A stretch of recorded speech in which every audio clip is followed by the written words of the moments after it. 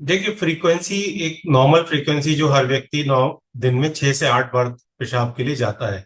और रात में कुछ लोग बिल्कुल भी नहीं उठते हैं, कुछ लोग 1 बार तक उठते हैं।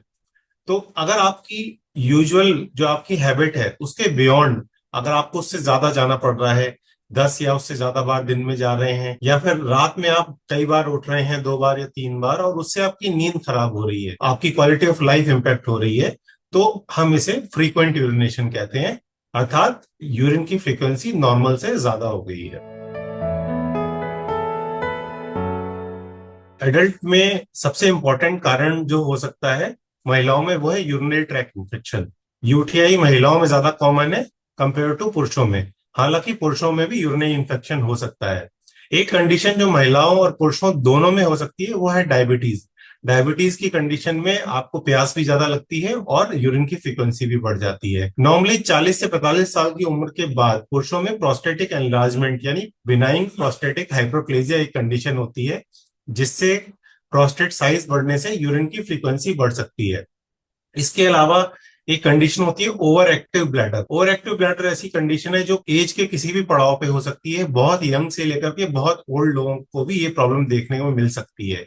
इसकी वजह से आपकी यूरिन की फ्रीक्वेंसी नॉर्मल से कहीं ज्यादा हो जाती है। डायबिटीज की वजह से, जैसे मैंने बताया आपको, पॉलीडिप्सिया यानी बहुत प्यास लगना और पॉलीयूरिया यानी बहुत ज्यादा यूरिन जाना, ये इनिशियल सिम्टम्स हो सकते हैं। लेकिन अगर आपको केवल पॉलीयूरिया हो रहा है यानी बार बार पेशाब ही लग रही है, बट आपको प्यास उतनी नहीं लग रही है, तो ये जरूरी नहीं है कि ये डायबिटीज की वजह से हो। दूसरा जो ज्यादा कॉमन रीजन है इसका, वो है कैफीन या अल्कोहल का इंटेक रेदर देन डायबिटीज। और इसके अलावा एक इंटरस्टिशियल सिस्टाइटिस नाम की भी कंडीशन होती है जिसमें ये फ्रीक्वेंसी बढ़ सकती है। कि सबसे पहले हमें इसके रूट कॉज को एड्रेस करना पड़ेगा। एक प्राइमरी रीजन हो सकता है, क्या आप पेशाब की वजह से उठ रहे हैं, या आप उठ रहे हैं और जब उठ गए हैं तो आप कई बार पेशाब जा रहे हैं। तो नॉक्टूरिया जनरली हम तब कहते हैं जब पेशाब की वजह से आपकी नींद खुल रही है। ऐसा बढ़ती उम्र के साथ लोगों में देखा जाता है। नॉर्मली डे टाइम में पैरों में आपका ब्लड फ्लो पैरों की तरफ जाता है। जो लोग यंग होते हैं और एक्टिव होते हैं उनकी पेरिफेरल मसल्स, काफ मसल्स ब्लड को एक्टिवली हार्ट की तरफ भेजती रहती हैं। लेकिन ओल्ड एज में या फिर जो लोग बहुत फिजिकली एक्टिव नहीं है, उनमें पैरों में ब्लड की पूलिंग हो जाती है। बट जब आप लेटते हैं या सोते हैं तो ये सारा ब्लड ग्रेविटी का इफेक्ट ना होने की वजह से सीधे हार्ट की तरफ एक्टिवली वापस लौटता है, जिससे किडनी को ब्लड फ्लो बढ़ता है और आपकी यूरिन की फ्रीक्वेंसी बढ़ जाती है। इसके अलावा सोते समय आपकी पेल्विक फ्लोर की मसल्स भी रिलैक्स हो जाती हैं, जिसकी वजह से यूरिन की फ्रीक्वेंसी ज्यादा हो सकती है रात के समय में। प्रेगनेंसी के दौरान बार बार यूरिन जाना एक कॉमन कंडीशन है। जब प्रेगनेंसी होती है तो उसमें बहुत सारे बॉडी में हार्मोनल चेंजेस होते हैं। ये हार्मोनल चेंजेस की वजह से पेल्विक एरिया में और किडनी को ब्लड फ्लो बढ़ जाता है। और इसके अलावा जो ग्रोइंग बेबी है वो भी, उसका यूरिनेशन कोई सेपरेट नहीं है, उसके बॉडी के भी वेस्ट प्रोडक्ट आपके यूरिन के थ्रू ही निकल रहे हैं। और 16 वीक के बाद जनरली जब बेबी का मूवमेंट आ जाता है, अक्सर बेबी जब मूव करता है यूट्रस में, तो उससे ब्लैडर, उसकी किक से ब्लैडर रेगुलरली पुश होता है और आपको यूरिनरी सेंसेशन जनरेट हो सकता है। नॉर्मली प्रेगनेंसी में हम ये, अगर फ्रीक्वेंसी का इशू है तो उसे कोई एक्टिवली बहुत ट्रीटमेंट नहीं एडवाइस करते हैं, अनलेस ये बहुत ही ज्यादा डेबिलिटेटिंग हो स्लीप के लिए या आपकी क्वालिटी ऑफ लाइफ के लिए। फ्रीक्वेंट यूरिनेशन अगर आपकी क्वालिटी ऑफ लाइफ को खराब कर रहा है तो डेफिनेटली एट एनी एज और एनी टाइम आपको डॉक्टर से कंसल्ट करना चाहिए। बहुत से लोग ये मानते हैं कि एज हो गई है तो बार बार पेशाब जाना या पेशाब की परेशानियां बहुत नॉर्मल है और हमें इसके साथ जीना ही है। ज्यादातर उनको को ये नहीं पता होता कि ये ट्रीटेबल कंडीशन है। तो अगर क्वालिटी ऑफ लाइफ खराब है तो डेफिनेटली आपको उसके लिए ट्रीटमेंट सीख करना है। दूसरी चीज आती है, अगर एसोसिएटेड कुछ सिम्टम्स हैं, जैसे पेशाब में ब्लड आ रहा है, या फिर पेशाब में जलन हो रही है, या फिर पेशाब आप कंट्रोल नहीं कर पा रहे हैं, आपको बार बार लग तो रहा है बट आप जब जा रहे हैं जाते जाते में छूट भी जा रही है, तो ऐसी स्थिति में भी बहुत जरूरी है कि आप यूरोलॉजिस्ट से परामर्श लें। जब आप यूरोलॉजिस्ट से मिलेंगे तो पहले वो आपका नॉर्मल जनरल हेल्थ एग्जामिनेशन करेंगे, फिजिकल एग्जामिनेशन करेंगे और एक यूरिन की जांच करेंगे जिसे कहते हैं यूरिन एनालिसिस।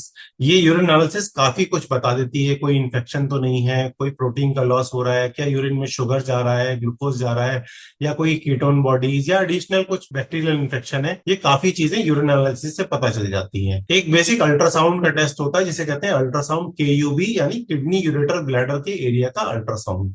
इस अल्ट्रासाउंड में आपकी किडनी की हेल्थ, यूरेटर्स और ब्लैडर की कंडीशन पता चल जाती है। साथ में पोस्ट वर्ड रेजिडुअल यूरिन, यानी पेशाब करने के बाद कितना यूरिन अंदर रह जा रहा है और आपकी ब्लैडर की कैपेसिटी कितनी है, ये भी पता चलता है। एक यूरिन के फ्लो की जांच होती है जिसमें आपको यूरिन होल्ड करने के लिए कहा जाता है और आप एक मशीन में स्पेशलाइज इक्विपमेंट में यूरिन पास करते हैं जो फ्लो के पैटर्न से बताता है कि क्या जो यूरिन फ्रीक्वेंसी है उसका कोई अंडरलाइंग कॉज है, जो हमने पहले डिस्कस किए हैं। फ्रीक्वेंट यूरिनेशन के इशू का ट्रीटमेंट बेसिकली उसके कॉज पर निर्भर करेगा। तो अगर पेशेंट को UTI है, यूरिनरी इन्फेक्शन है, तो डेफिनेटली एंटीबायोटिक थेरेपी दी जाएगी। अगर ओवर एक्टिव ब्लैडर है तो उसके लिए एंटीकोलिनर्जिक मेडिसिन होती हैं जो कि इसमें काफी हद तक कारगर होती हैं। पुरुषों में अगर प्रोस्टेट का इशू है, स्पेशलाइज्ड मेडिसिन है जो प्रोस्टेट को रिलैक्स करती है और ये फ्रीक्वेंट यूरिनेशन की प्रॉब्लम उससे सॉल्व होती है। कुछ अलग स्पेशलाइज्ड मेडिसिन है जो जिन लोगों को विशेषकर रात में यूरिनेशन ज्यादा हो रहा है, नॉक्टूरिया की प्रॉब्लम है, तो उनमें वो मेडिसिन दी जाती हैं। ज्यादातर इसका इलाज मेडिकली संभव है 90% केसेस में। कुछ 10% केस ऐसे हो सकते हैं जिसमें जब इनिशियल मेडिकेशन, लाइफस्टाइल चेंजेस से फर्क नहीं पड़ रहा है, तो उस केस में हम फर्दर कुछ एंडोस्कोपिक प्रोसीजर्स हैं, जैसे इंडोस्कोपिक इंट्रावेसाइकल यानी ब्लैडर में बोटॉक्स का इंजेक्शन। बोटॉक्स के इंजेक्शन से क्या होता है कि ब्लैडर की मसल्स थोड़ी शांत हो जाती हैं और हाइपर एक्टिव होना कम हो जाती है, तो वो काफी एक्टिव ट्रीटमेंट है। रेयर केस में कोई अगर कोई ट्यूबरकुलोसिस या कोई सीरियस इन्फेक्शन है तो फर्दर किसी सर्जरी की जरूरत पड़ सकती है, बट वो बहुत कम केसेस में देखा जाता है। There is nothing better than prevention and prevention is always better than cure. तो प्रिवेंशन के लिए समझना होगा, पहले आपको फ्लूइड इनटेक रेगुलेट करना है। दूसरा, आपको ये देखना है किस टाइप का फ्लूइड आप ले रहे हैं। तो सबसे इंपॉर्टेंट है कि प्रिजर्वेटिव वाले फ्लूइड्स यानी कोई भी कार्बोनेटेड ड्रिंक्स, उनको अवॉइड करें। जितने नेचुरल फ्लूइड्स हैं, सबसे इंपॉर्टेंट है वाटर। पानी का इंटेक 2 से 2.5 लीटर आप दिन में करें, लेकिन जिसको हाइपर एक्टिव ब्लैडर है या ओवर एक्टिव ब्लैडर है उनको जनरली वाटर इंटेक डॉक्टर की सलाह से ही बढ़ाना चाहिए, वरना आपकी प्रॉब्लम बढ़ जाएगी। दूसरी चीज है, जो जैसे मैंने बताया, अल्कोहल का सेवन, कैफीन, चाय, कॉफी, इसका सेवन, एक्सेसिव ड्राई फ्रूट्स का सेवन, ये सारे चीजों का सेवन कम करना है, क्योंकि ये ब्लैडर इरिटेंट्स होते हैं, ये ब्लैडर को इरिटेट करते हैं और आपकी जो यूरिनरी प्रॉब्लम है उसको बढ़ाते हैं। इसके अलावा हेल्दी बॉडी वेट मेंटेन करना, रेगुलर एक्सरसाइज करना और सही स्लीप एंड वेकअप साइकिल होना, यानी टाइम से आपके सोने का टाइम सेम होना चाहिए, उठने का टाइम सेम होना चाहिए। और लेट नाइट स्क्रीन एक्सपोजर से विशेष तौर से बचें, यानी इवनिंग आवर्स के बाद, सनसेट के बाद जितना आपका मोबाइल फोन या कंप्यूटर स्क्रीन का एक्सपोजर है वो भी एंजाइटी और यूरिनरी प्रॉब्लम्स को बढ़ाता है। Last but not the least, जिनको ओवर एक्टिव ब्लैडर की प्रॉब्लम है, कीगल एक्सरसाइज करने से काफी हद तक उनको यूरिनरी प्रॉब्लम में आराम मिलता है।